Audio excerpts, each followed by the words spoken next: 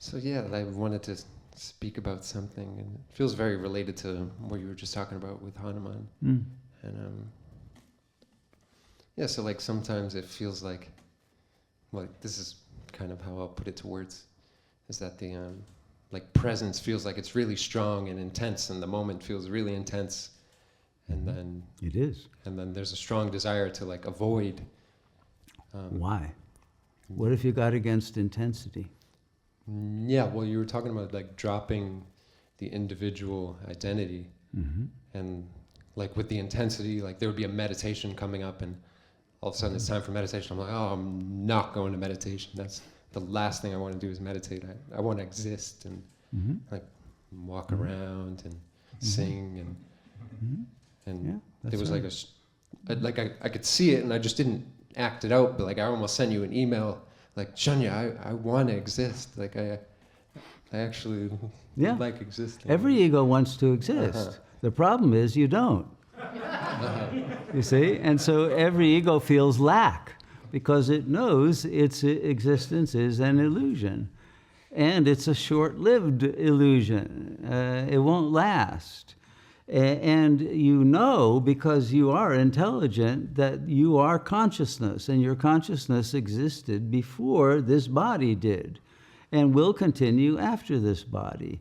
And when you are bodiless, you won't have the same sense of existence, you know? There's a difference between existence and being. The real has being, it's eternal, it's infinite life and light.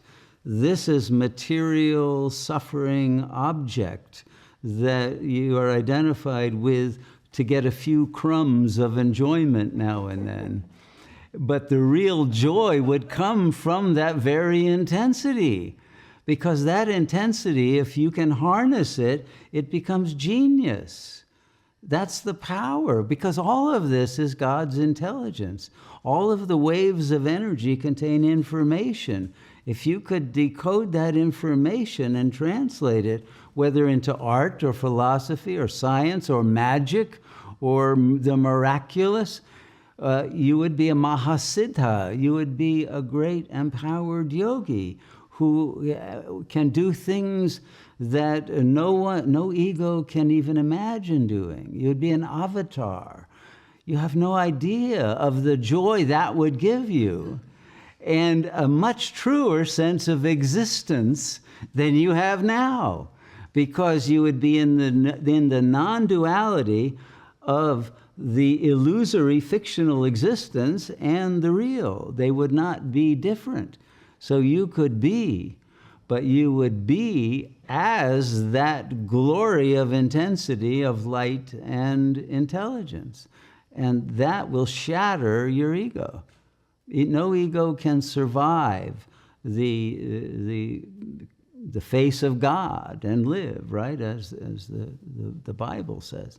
So if you were willing to realize that you're missing out on the bliss of being for an artificial existence that is not real, and not all that pleasurable either, you would have an entirely different psychic economy that would be full rather than lacking. But the ego can never get out of the state of lack because it's not an existent reality. That's the question. Why not choose the real? Yeah, I very much appreciate. Why go through death? Posing. If you are deathless consciousness, do you really want to get old like this body here and suffer all of its pains and symptoms and gradually decline into total decay and death? You don't. So before you reach the age that this body has reached, you should want liberation. But trauma can happen at any age. You don't know. So it's not so easy to choose being over existence. If you have the opportunity to do it when you're in an energy field which is fairly peaceful and in which there is relative cooperation and and information and wisdom available, rather than in some traumatic situation in a prison cell or in a nuclear holocaust or something like that, or a bird flu pandemic or whatever is, coming. You have the opportunity to do all of this in a very serene, joyous way, rather than to have to deal with this as someone who is a refugee from some terror.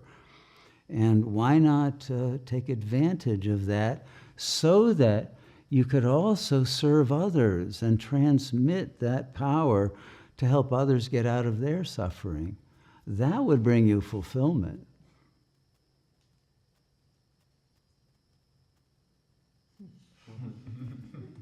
Yeah, you mentioned earlier the activation of the will to realize and sustain, and that resonated a lot. Yeah, it's the sustaining of it that's the trick, because that intensity of energy will dissolve the ego.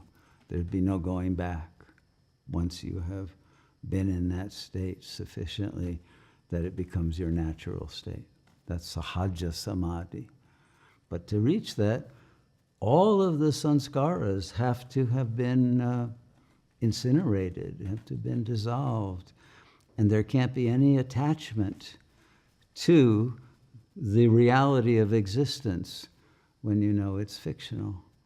And only not even attachment, but recognition of what is real and that you are that. Thank you. Namaste. Namaste.